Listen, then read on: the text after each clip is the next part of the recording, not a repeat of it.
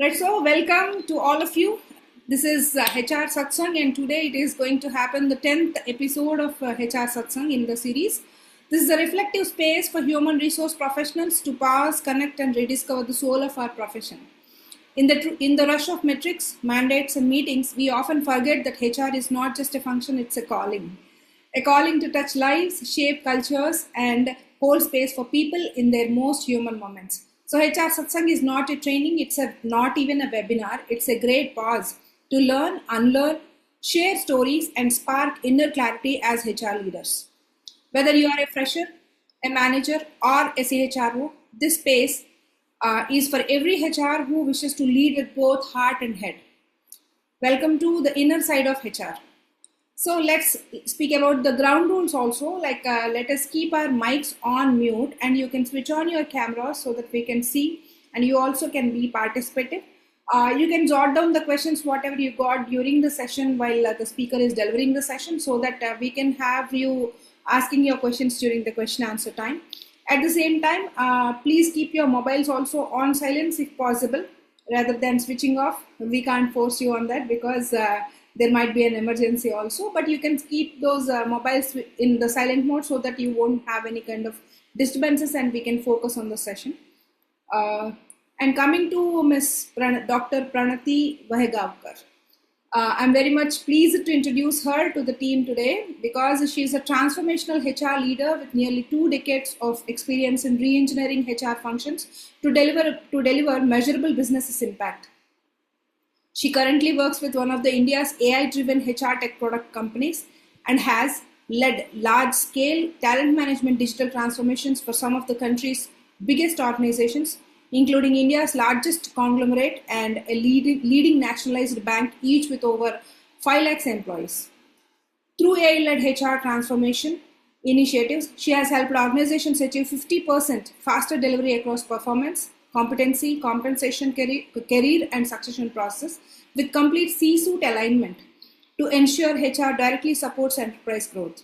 Her mission is clear to help organizations unlock exponential business outcomes through AI-driven talent management, automation, and smarter talent decisions. We are excited to learn from her insights today. Coming to today's topic, this topic is both timely and transformational. AI in HR, from automation to business acceleration, moving beyond efficiency to measurable business impact. For years, HR technology has focused on efficiency, automating payroll, digitalizing performance reviews, simplifying recruitment workouts, etc. But today, the conversation has evolved. AI is no longer just about saving times, it's about shaping decisions, it's about predicting talent outcomes, it is about directly influencing business growth. So the real question we are exploring today is, are we using AI merely to automate HR tasks, or are we leveraging it to accelerate enterprise performance? In this session, we'll move beyond buzzwords and tools and discuss how AI can truly connect HR outcomes with business outcomes through smarter talent decisions, predictive insights, and strategic transformation. Let's dive into this powerful and future-ready conversation. So that was the topic about, and here we already have got some of the questions from the registrants also that will be answered during the question answer session if those were not being answered during the session when she was delivering. So please be attentive as well as please be participative. You can answer anything if you want to in the chat box so that I can read out to her. She'll get the inputs. And here with this note, I want to hand over the session to Dr. Pranoti. Hearty welcome to you. Thank you so much, Lavanya, for the introduction and for this HR Satsang initiative. I think it's wonderful to have such initiatives, thought-provoking sessions. And very good evening to everyone. Pleased to be here with all of you. So I think we are just moving around with the AI summit that's happening in India, that's buzz all around. And with that, we also need to understand, okay, so what AI is going to impact in the HR space, in the HR world, right? I would say that what is the urgency? I would say as of yesterday. So It's not something that is future. It was yesterday that AI is there in HR. That's what I will say. And that's where everyone is now gearing up to pulling up their sleeves to get into that train, because it's imperative. It's not something that you can avoid. So let me just take you through some of the nitty-gritties of how it's going to impact and what transformation we can bring with and align with the business. So it's not just about achieving the operational efficiency, but it's also more about how you can get aligned with the business outcomes. And that is what I'll be talking about. Let me just share my screen.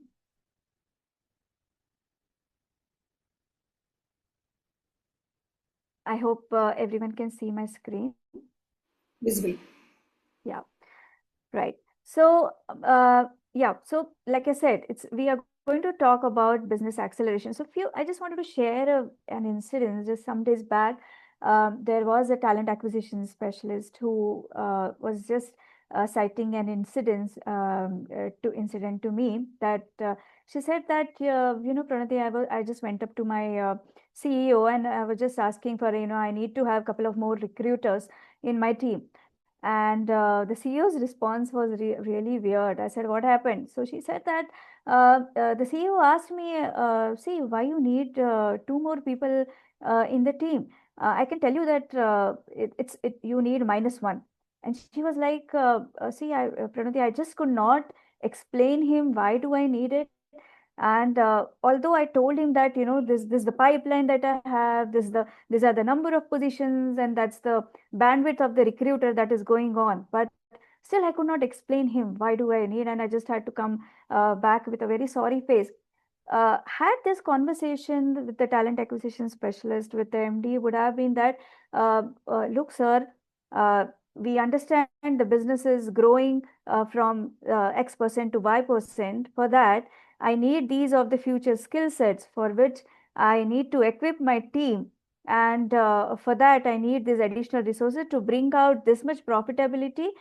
Uh, if the conversation would have been in these lines, do you think that the MD would have at least listened to her the need of having two more additional team members, right? I'm sure that yes, of course, she would have got a better response, whether yes or no, but at least he would have heard her out. So that's where the conversation are shaping nowadays. We need to be extra mindful. We as HR leaders has to be extra mindful that we are not just talking about HR language, which is all about people. We need to talk, get all our metrics aligned with the business metrics, and that's where we will focus on, and how AI is going to be a big lever for you to assist you in this language that you're going to talk about. It's a transformation that you will have to do in each and every conversation that you're going to have, right? So the question is it going to is AI is going to enable my faster recruitment, or is it revenue acceleration? So that's what you're going to talk about. Okay, so this session is not about tools. We are going to talk a lot about business outcomes, how I'm going to drive the revenue productivity, how I'm going to give my CXOs the competitive advantage with implementing some of the AI tools in HR, right? So that is what we are going to talk about. And then we will also handle some of the biggest concern that people will have. Okay, is it going to replace humans? Because we are talking about HR, right? It's all humanization. You can't replace H from HR, right? And without people, you can't drive the organization. So is this going to be a job displacement? How I'm going to justify the ROI, justifying the because HR has been always been treated as a cost center, not the profit center. So how I'm going to justify the ROI, right? So these fears are really valid and addressable, and we will try to see that how during this session we can tackle some of these issues that normally the HR leaders face, right? So now what AI in HR really means, okay? So we think that it's by implementing a chatbot which answer all the HR queries of my employees. having a screening tool in my recruitment is nothing but AI. Okay. But true AI enablement is not about increasing my operational efficiency. We just have to first go through this different value creation. The first one, of course, it starts with operational efficiency. We have to do the automation. So I'm sure that many of you must have started initiatives in the organization or might have already done initiatives like in recruitment, having the initial screening done using the AI enabled resume parsing, or having the JD assistant a chatbot in place. So that's something is going to give you efficiency. So having screening done of 1,000 resumes in no time is the efficiency, right? So that is definitely the outcome that's going to give me is about cost saving. So I'm going to change all my repetitive tasks, and I can invest my time in much better things, which involves unlocking true human potential as a HR leader, right? And the second aspect of it, so this is the first stage. If you have not started already, just think of what all initiatives you can automate in your organization. There are plenty of tools, products available in the market with very minimal cost, and with a lot of open source technologies available. Sometimes you can also have it at zero cost as well. So just think what tools I can use to automate some of my repetitive tasks. The second thing is intelligence. Okay, so driving insights, the conversation that I told you about the talent acquisition specialist, you think that if she would have the insights with her, that's the current bandwidth of a recruiter, that the kind of efforts that they are putting in, the kind of yield ratio that they have, the time to hire metrics, and so all these insights, if they would have, it's definitely there would have been better conversations. So that is going to give you better decisions. So just now think what all dashboards you can design, what all intelligence you can have. Recently, I attended a webinar which was all about L&D initiatives, and every professional talked about their, people from all the Fortune 500 companies. We're talking about talent intelligence. Do I really have those talent intelligence in place in my organization, which will give me pattern recognition, which can give me a better predictability in dealing my workforce?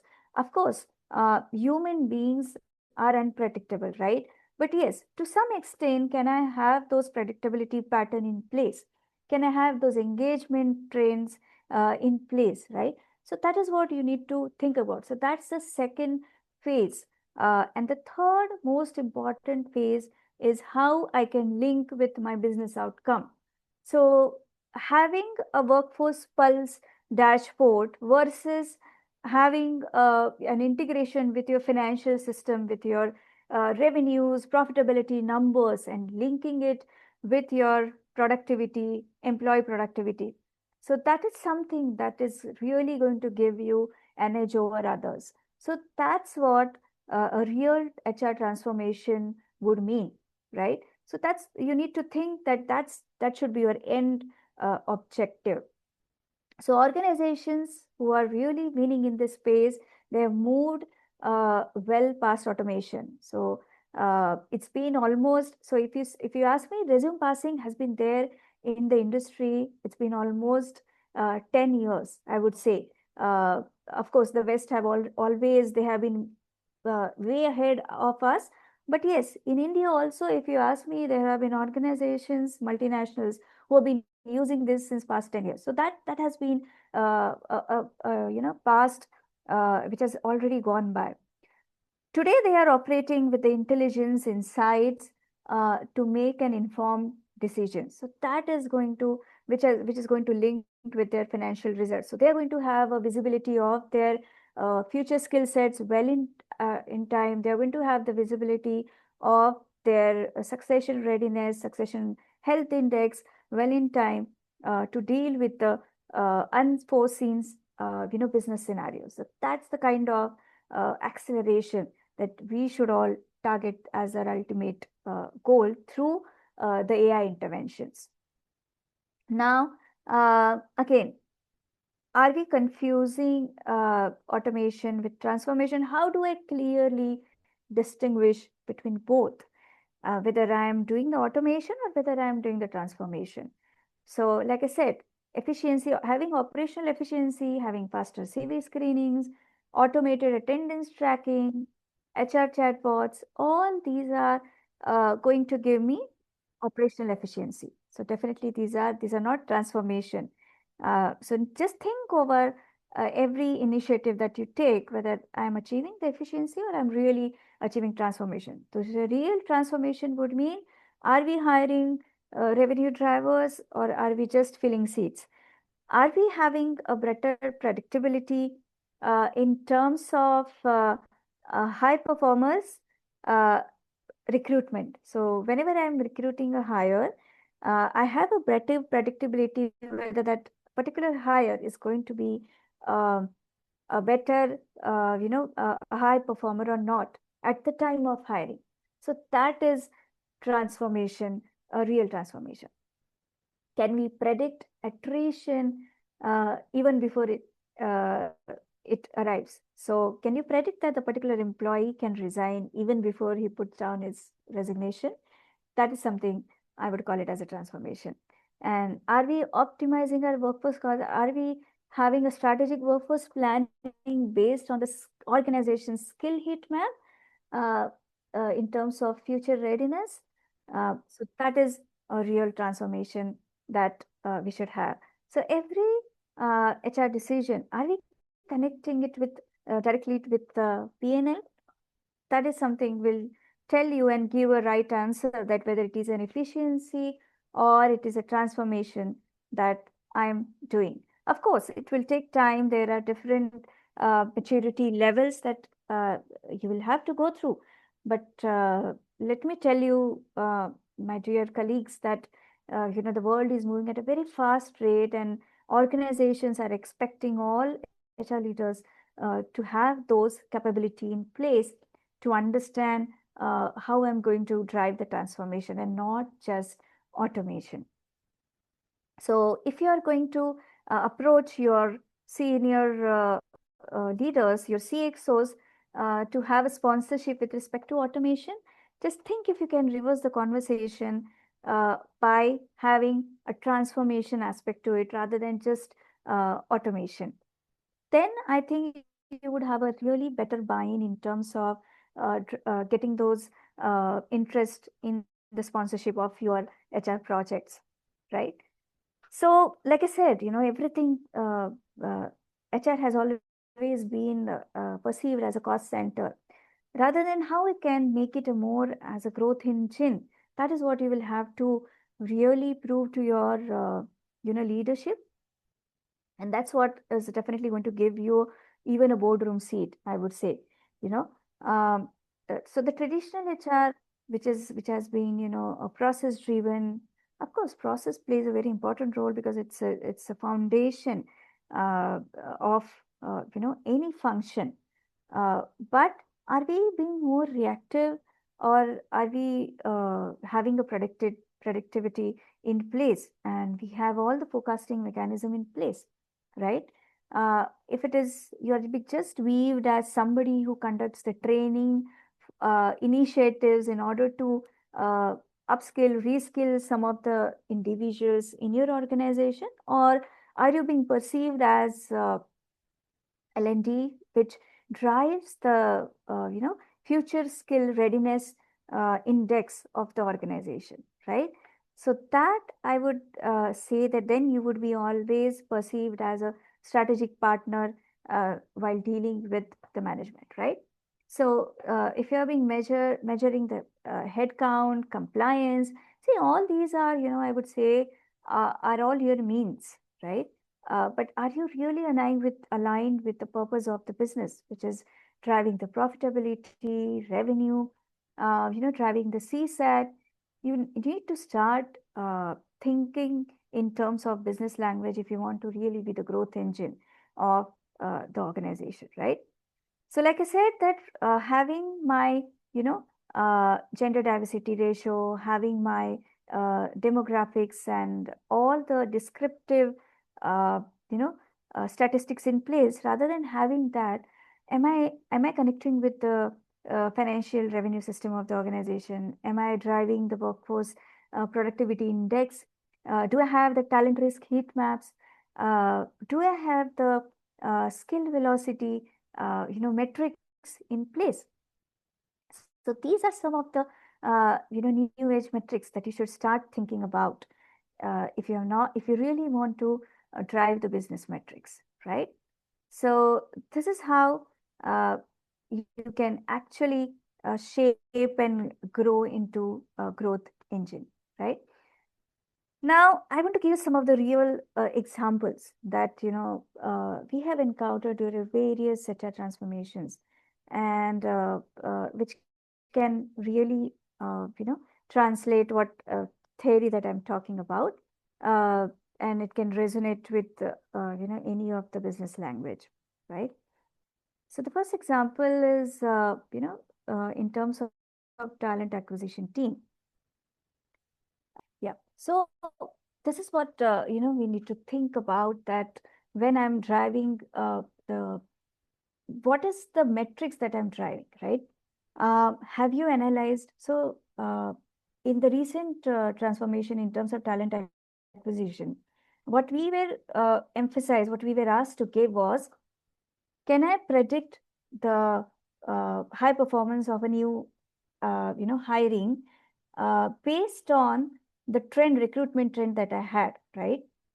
So there are a lot of metrics that play into this role based on the past performance of the recruiters, quality of recruiter that we hire. So there are certain pattern recognition that gets done, right? So based on that, we can predict that whether the particular hire can be a successful performer in the given business scenario. See, it might happen that the individual is a high performer, but culturally, when he switched from a company A to company B, can he be a good performer in your organization too? So, can you predict that?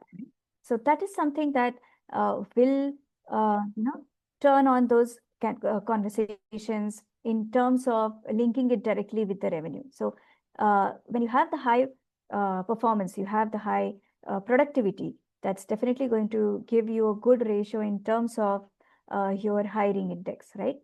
So that is going to increase your revenue output per hire, right? And definitely when you predict that, okay, it's going to give you a better, a good performer, it is going to tell you that, yes, it's, early attrition you can predict. So this was one of the use case that we had, right? I hope I'm audible and clear. Yes, yes, Pranoti. Yeah. Okay, yeah. Sorry, there was just somebody at the door, so I just had to attend that. Yeah. Uh, and then the next example, very important, is that in terms of performance, right? And in terms of attrition. So there are a few years back, Microsoft had done the analysis that what are the parameters based on which I can drive the attrition. There were various signals that they actually monitored for their employees.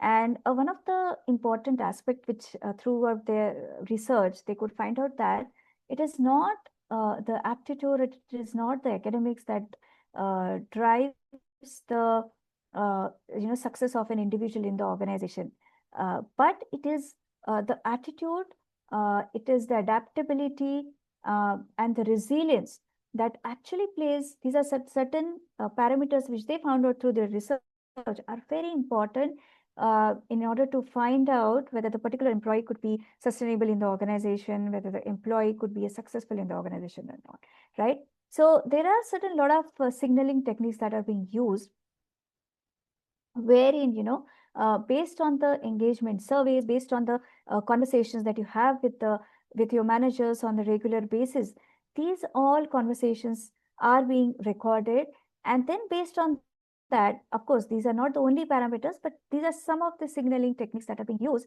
and based on that you can actually arrive at um, you know one of the other important parameter is about uh, stagnation, right? Whether that there has been any career growth or not, right? So these are some of the important parameters based on which we had arrived at prediction model with respect to the attrition, whether the particular, and based on that you can predict that, okay, this is my pipeline who are having a very high flight risk, and managers can have early conversation with those employees who have a very high flight risk. So giving certain indicators to the manager well in advance, having rather than a reactive measure to retain them, there would have been stay interviews rather than the exit interviews for those employees, and such measures can actually give you real results of early retention rather than having and every time it cannot be necessarily the compensation revisions that has to lead to retain to your star performance, right? So that those are certain things that you can actually predict your attrition. So when, if you are able to predict that, the business impact that you can actually achieve, the cost replacement. So you can understand for the high performers, for the high potentials in your organization, in order to return them, there is a lot of cost is involved, right? So if you are able to predict that, if you know that who are your early flight risk employees, that really gives you a well managed attrition initiative, right? So that is another real example that I wanted to share. And the third one, like I said, performance intelligence, right? Rather than having a very post-mortem approach of having annual performance reviews, which is not going to give you any course correction to achieve to your KRAs, right? So if you want to achieve your KRAs, it's not something that I can, which every organization nowadays with OKR in place, with continuous checking mechanism, people are doing, right? So while the earlier trend was, you will have just a once a year conversation, annual ratings, and followed by your compensation revision. Today, with the continuous check-in mechanism, with the frequent dialogue, which are more like a constructive feedback dialogues that happens between various managers and their employees, using these techniques, you can actually have a well predictive modeling in terms of who could be my high growth potential, who could be my high performing individuals for whom I can actually invest in terms of developing them. So having their IDPs in place, managing their own career aspirations will actually result having a very high productive workforce, right? So having that AI-powered performance intelligence, which can actually give me, bias detection in terms of manager bias, in terms of having the perception between employee and manager. These are some of the things that, once if we have those in place, can actually give me a better high performing individual. See, because the aim of performance management is not measuring performance, but it's always about how do I ensure the performance, right? And how I can create high performing teams within the organizations, right? So that is something with performance intelligence, using AI interventions, having a very forward looking, initiatives that you can have. Now comes a real question that all the CXOs would ask, okay, when we are driving these initiatives, what is the ROI, right? What are we really going to get with this, right? So, how do we deal with such conversation? So, like I said, that uh, don't ever mention that, okay, these are my operational efficiency that I have achieved. These are the initiatives that I am, the number of chatbots that I have implemented, the query percentage has reduced from X percentage, or it has drastically reduced by 20%, 30%. The number of tickets have reduced in terms of the help desk ticket with respect to HR. So these are not something that you should be talking about. Rather than you need to start linking your results with the business metrics, right?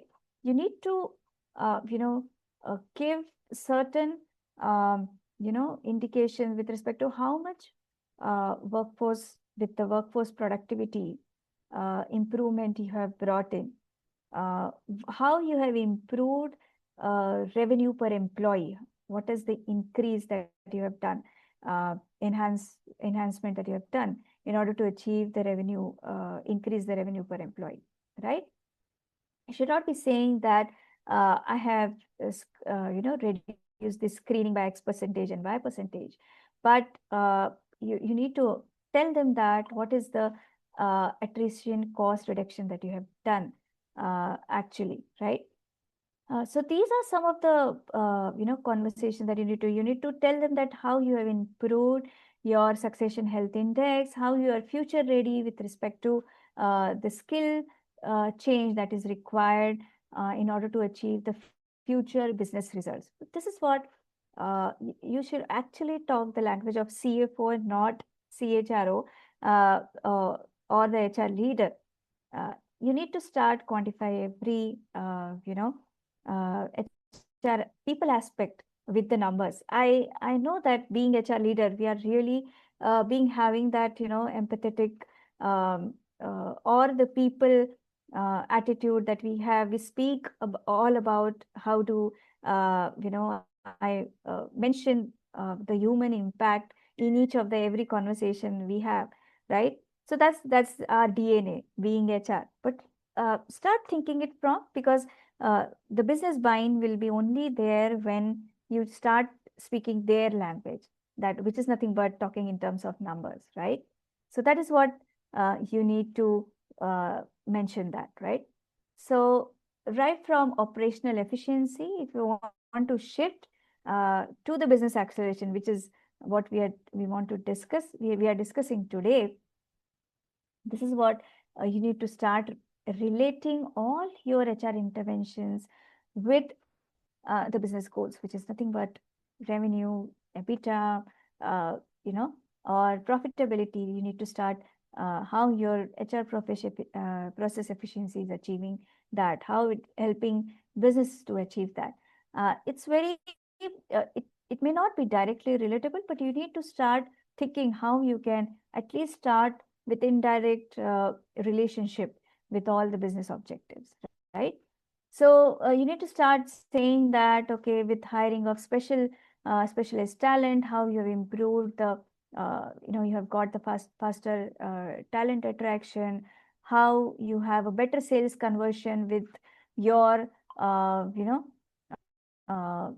L&D initiatives that you have been driving, right? So you need to start relate with your sales numbers, how you are achieving that, right?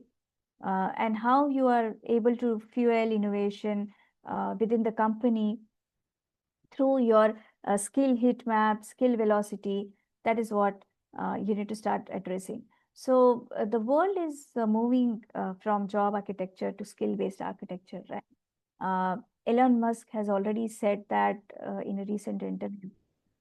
You might have also heard that working would be optional, which means that a lot of things would be automated, and there is a lot of skill based work allocation would happen. So that is how you need to start understanding that 10 years down the line, how my people metric is going to look like, how my people resources are going to look like. And based on that, you need to start thinking in advance that how I can get my organization ready ahead of time.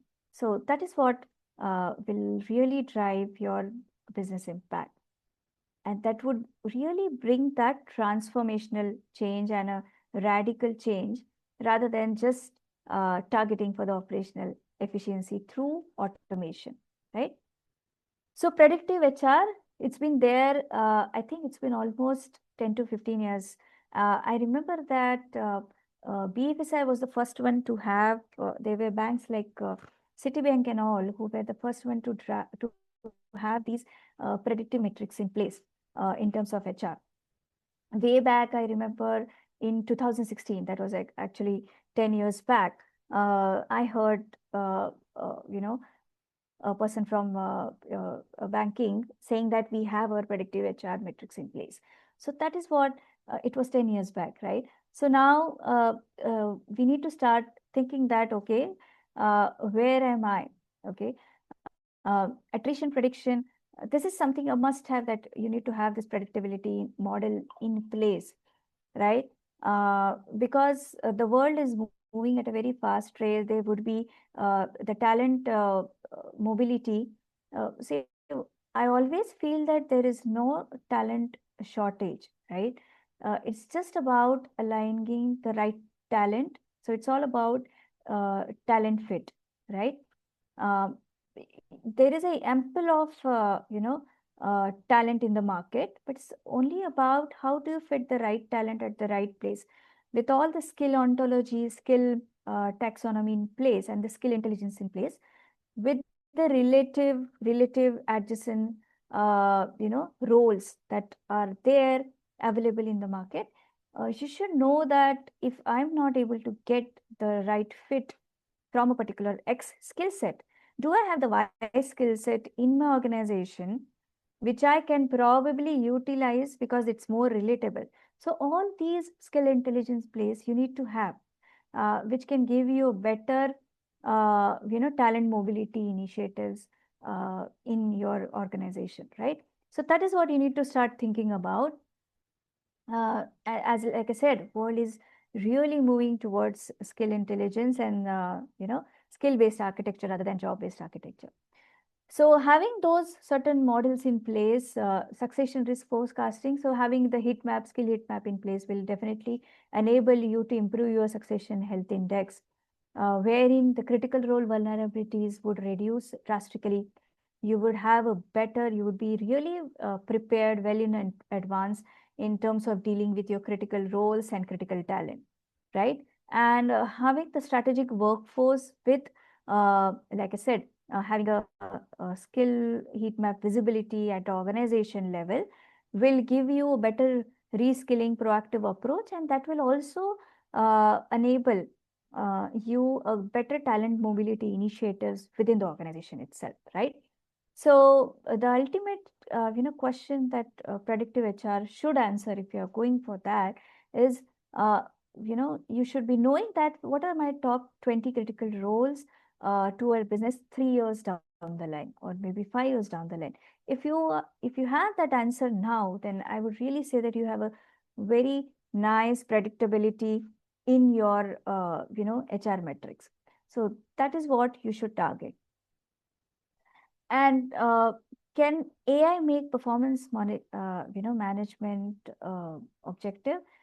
So what? Let me tell you what AI can give you. Okay, we always say that, okay, although human beings are unpredictable, however, in the performance pattern within the organization, you can actually detect systematic bias patterns. You can have, for example, you can actually have those biasness detected within when you have the normalizations happening in your organizations. So all those, so HR need not to spend much time in dealing with those team-based normalization exercises, right? So certain outliers that you can identify, very well, even without having those team-based normalization conversations, using those some of the AI interventions, right? So human judgment. So where human judgment remains essential, yes. What I can say that over quantification risk, and some AI, although it cannot fully account for your team dynamics, market conditions.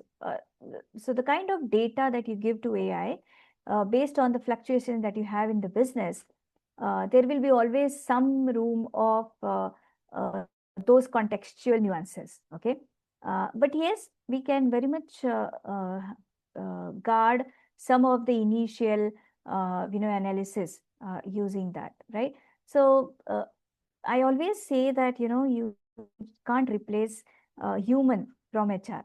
Okay, although you can automate, rest of the functions, whether it is driving my sales, whether it is driving my production, but from the HR, you can't, ignore the human aspect. So it's always AI insight and some human judgment that will always play a role. I would not say the gut feeling, but yes, a judgment which is backed with more insights, having a more data driven approach would always help you in making those decisions. So while you have your AI in place to empower you to decision making, which would be much more objective rather than being a lot of subjectivity to it. So that is what AI can give you leverage. Now, let's just talk quickly about, before we wrap up, some of the biggest risks in adoption. Like I said, that we are dealing with people, right? Unlike other functions which wherein you're dealing with machines, we are dealing with sentiments. We are dealing with human beings and their emotions when we talk about AI in HR, right? So you need to be mindful about having that responsible AI in place. The first one is you need to ensure you need to have a well uh, tested models, validated models, which are free from your algorithms should be free from any bias, and also the kind of a data input that you have.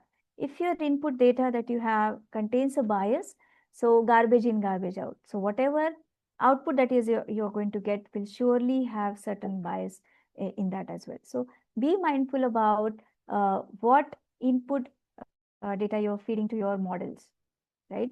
That you have to ensure about. The third thing is, yes, data privacy and compliance, which you just can't ignore. With all the acts, like for example, GDPR Act or DPDP Act, you need to be mindful about what data you are using to arrive at your, basically insights, right? Based on your AI model. So all those compliances has to be ensured before making use of the data, employee data, right? And over dependence on the dashboards. Like I said, that AI outputs as a definitive truth. You just can't say that, right? Like I said, it has to be your empowerment to make a decision. So use that data to empower you to make decision. For example, I use in my talent acquisition, I use the resume passing, I use the JD assistance, I use the for my employer branding, I use various AI tools, and I use the robotic interviews for initial screening, but ensure that for the final fitment, I have the fitment scores, I have the ready-made psychometric analysis using the robotic interview that I have done for an individual. But ensure that for the final selection, you have that one-to-one conversation with the candidate. And that is going to really, which means that I have saved my 3 rounds of interviews into one. I have, rather than going for 10 interviews with the use of AI, I'm just having 2 interviews for the final selection. So I have reduced all my time to hire.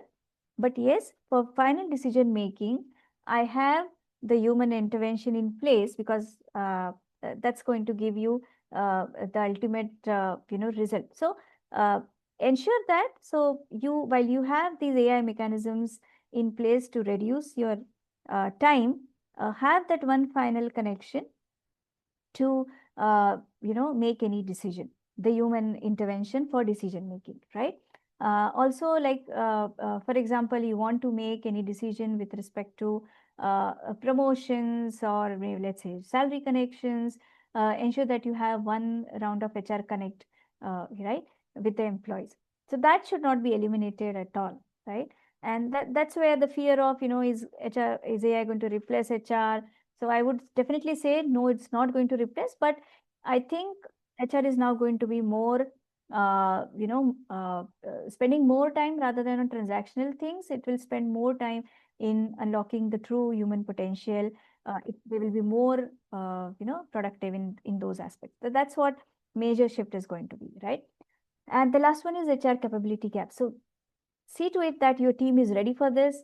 I have seen that, while the management and the leaders insist on having the AI interventions, there is less capability within the HR team members down the line who are not able to making use of those insights uh, to interpret the accurate output, right?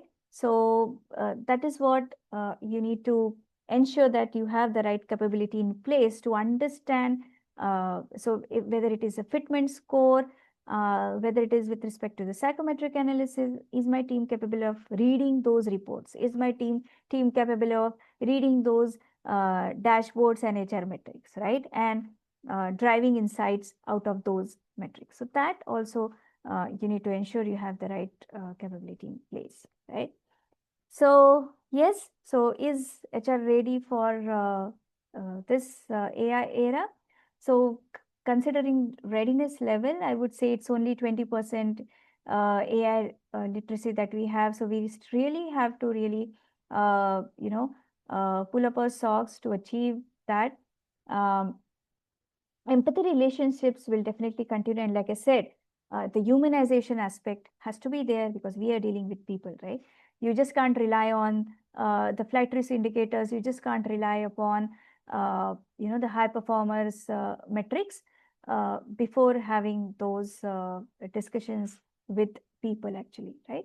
So this is what future HR should build. That what are the capabilities? I talked about the capability building, right? You need to have that storytelling mindset in place when you're talking with any of the leader, whether it is your business leaders, whether your management CXOs. Translating, you should be able to translate those dashboard insights into business narratives that will make more sense. Having that statistical understanding in place. Do I understand the revenue per employee statistic? Am I able to justify that? Am I able to explain that? How do I arrive at that? So all that nuances you need to be well prepared with. And yes, like I said, AI ethics awareness, you need to be mindful of about what data that you're using in order to arrive at those insights. And like I said, you need to start uh, getting the language of business rather than sticking on to just HR language, right? So, like I said, this is something that which can be upskill. The only thing you should be aware about your capabilities, and you should start putting efforts onto it. And like I said, it's not optional at all. Uh, so. Is it it's not future, it's like I said, it's been yesterday, right? So we are already lagging behind, and we should really get on to this journey. Now, what HR roles will evolve? uh, so slight difference in the way we perceive each of the HR role, right? A recruiter, so based on this AI intervention, now the recruiter would be more of a talent intelligence specialist, right? So that is what you need to understand. You're not just a recruiter. You need to, you should be have a more predictability in all your initiatives with respect to recruitment. HR business partner, you should be more of a strategy advisor in terms of strategic workforce planning, right? And L&D manager, more than being perceived as somebody who helps scaling, upscaling, and reskilling, you should start have a more predictability in terms of future skill readiness, right? And complement managers, yes, you should be having a, those roles would be more driven as a performance data strategist, right? Which are going to design your compensation strategies in terms of how you can better drive the performance of the organization, right? So it's very clear. So the bottom line is, like I said, is very clear. People are going to need, or the business is going to need HR professionals who think strategically and act with judgment. And in order to think strategically, you need to have those data-driven insights available with you, right? So there's three priorities that I would like to recommend towards the end. Uh, you know, the first priority is start with your having the data infrastructure ready, having a very clean, integrated data. Okay, so just see to it that you have the data sanity done at your end if you're going for any such interventions in your organization.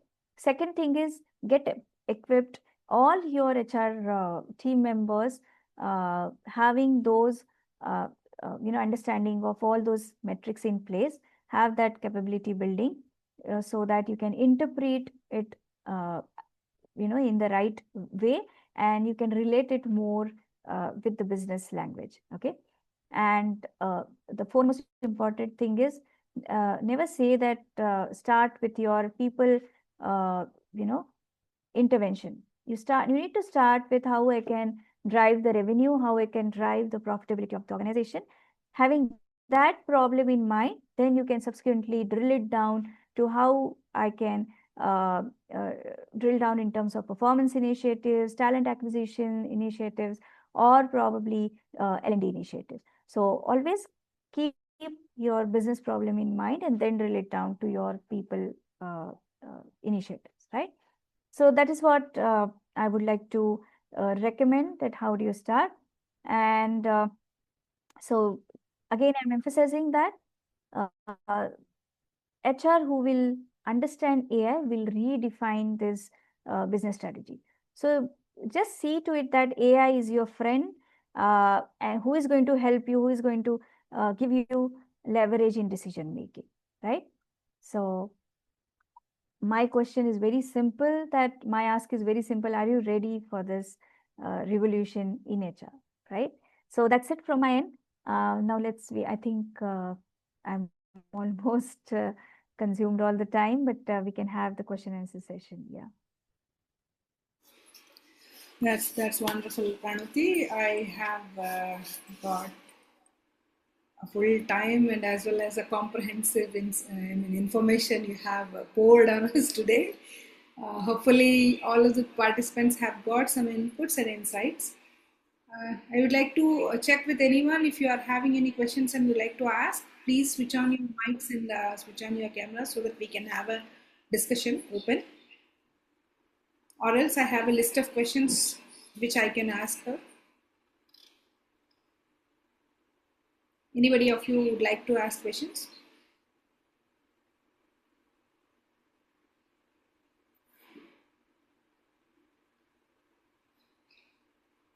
So can anybody of you, raise your hands at least, like you were able to listen? I mean, was it audible and was fine? Right, great. So have you got any questions? Yes, everything is great. So if anybody is having questions, they can raise their hands. So I think you have covered most of the topics they are expecting. Let me come up with the questions, Pranati. Yeah, Soumya, yes, would you like to ask a question? You can speak Yeah, on your mic. yeah, thanks, Lavanya. My question for Pranati is, uh, yeah, I think it's as she mentioned in the end, AI is like a tool, a friend for us to navigate into our work. That's so true. So how do you, take the automation part, the automation of basic HR operations or something using AI? It comes with lot of permissions and everything, right? How do you consider it for a small scale company and a mid-sized company? How much it is open for an automation from both a company leadership side, and what do you think? What is your take on it?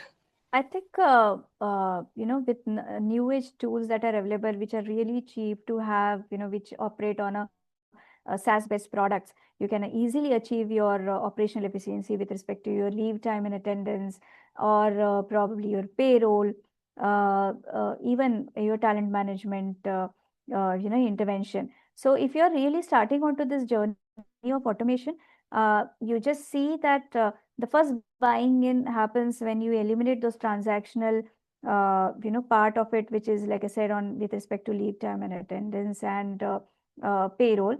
And then you can once the management feels that yes, it is adding eliminating my transactional things in my organization, you can always pitch in for your strategic interventions, like for example performance management or L&D.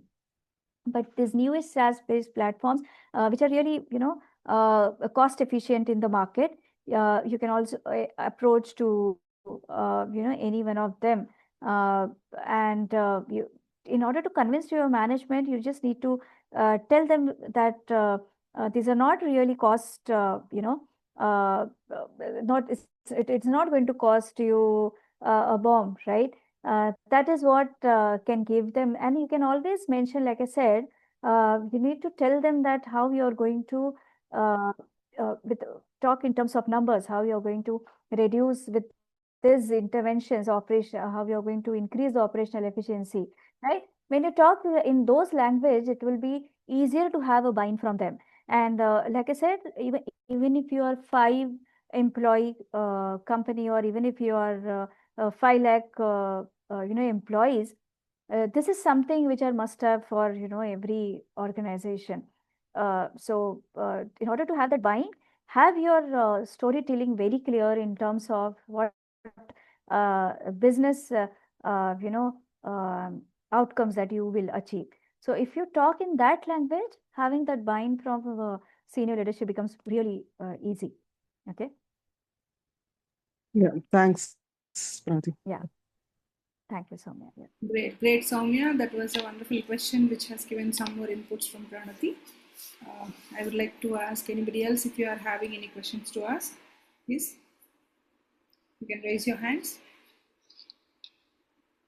Or else I have a list of questions, out of which 1 or 2 I would like to ask, because it's already 8:04.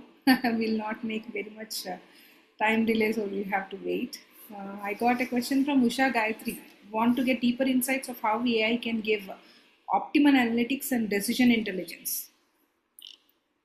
Yeah, so like I said, basically in AI, you can break it down into several aspects. One is the summarization aspect. One is your, so when you want a talent intelligence, the summarization plays a very important role, and which is nothing but, for example, you have done the performance review, continuous checking mechanism. The manager gets a ready-made, performance summarization of every subordinate on his dashboard, saying that these are your team members who are at risk of their goals, who are lagging behind these goals. You need to also, in addition to that, it will also suggest that these are certain interventions you need to suggest them. These are certain learning initiatives you need to suggest them. So that is how AI insights can help you. So having those summarizations, having those suggestions, so AI based suggestions you can have can help you in each and every aspect. So in terms of your career planning, let's say employee receives a summarization from AI that based on your career journey, this is what your future role could be. You have the potential based on your performance ratings in order to become your next role. And let's say that in order to deal with employees' aspirations, AI can tell you that even in the lateral shift, AI can suggest that you can be a better fit on to this role rather than vertically moving up into the lateral roles. So these are certain AI insights that you can have based on which you can achieve remarkable, results in terms of driving people motivation. Yeah. Great. So that was a wonderful answer from you. There is one more question from Mr. Kiran Kumar, who's working in a manufacturing industry, asking about the AI intelligence impact on jobs in that industry. In manufacturing, yes. So see, whether it's manufacturing, pharma, banking, every industry is going to touch base in each function. Now, considering to manufacturing, what I feel is that it's been automation has been there in terms of whether it is your production, whether it is your quality, whether it is your supply chain. So all those and also dealing with safety, right? So what will happen is, of course, there would be, like I said, a lesser number of people doing more tasks, because you have a lot of things would be automated. So in manufacturing, you need to understand that what could be the irreplaceable job in which so you have automation in your supply chain which can give you better predictability. You have, in terms of my dealing with my logistics, you have your AI in place in order to have the production optimization, right? So those all things will change drastically.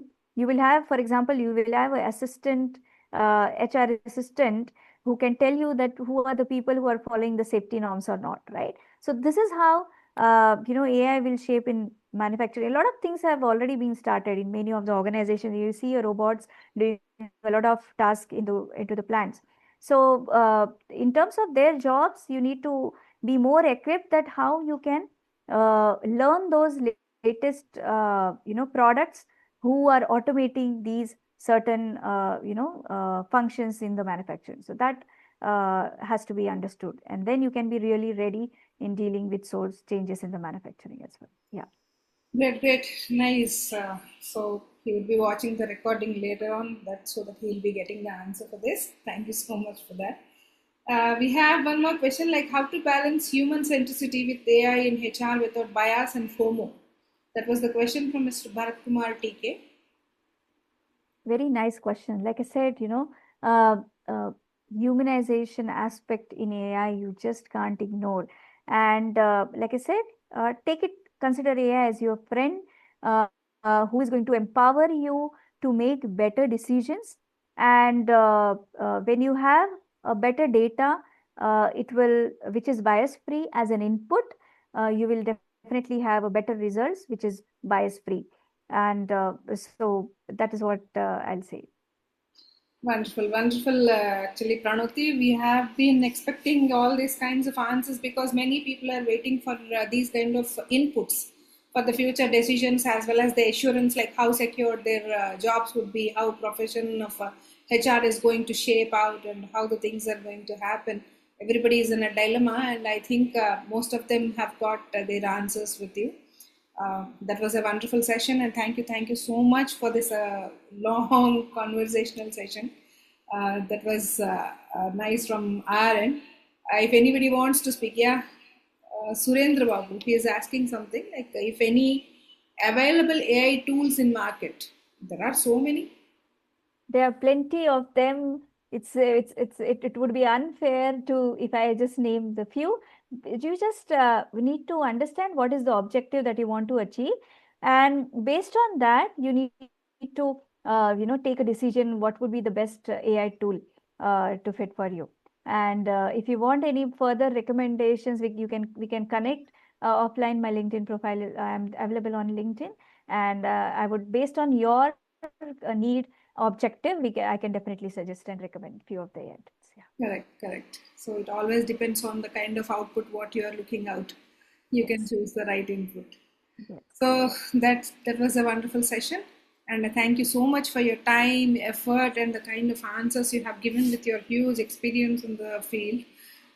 We would like to offer you this gratitude certificate. Of course, I'm going to share this to you through email later, but during the end of the session, this was the ritual we have been following, for which I'm going to show this to you, and a huge applause to you. And this is our gratitude offering for you. Pleasure. Thank you so much. Pleasure and wonderful. Yeah, thank you so much, Lavanya. Thank you so much to your academy and the senior people who are present here. I really appreciate all of you have been taking time on the weekend, and it's been a really great satsang, I would say. Thank you so much. We'll be expecting much more from you in future coming sessions also. We'll be inviting you every now and then. You please be a part of this, and please be participative also. we can have more value creation over here. Yes, it would be my Thank you so pleasure. much to one and all for taking out your time and participating in this session. Yep. Your presence has been a wonderful gift for us, because the kind of empowerment and the kind of information from real-time experiences, that is what we wanted to share through HR Satsang. And this has been our dream project, we can say, because we want to help the fraternity. Because it's not easy to find the right kind of mentor immediately whenever you need, but this HR Satsang has been such kind of supportive mentor for many of the people who are in dilemma, who are in queries, who are confused, who want to have right kind of answers and guidance. For everybody, this has been a wonderful platform. So all of you, please join with us. Please follow us on all the social media platforms so that you can get the updates. And the recorded version of this HR Satsang-10 is also going to be streamed within a couple of days for your perusal, so that you can watch whenever there is a leisure, and you also can share to your networks. And please do comment on those videos with your experience, how you got the topic, what kind of experience did you have, whatever other doubts also if we have left out with you, you can post there, so that we can ask the experts to speak and give their opinions and experiences to you. This is going to help many, not only you, right? Thank you so much to you all. Thank you. Thank you so much, Lavanya and NRich.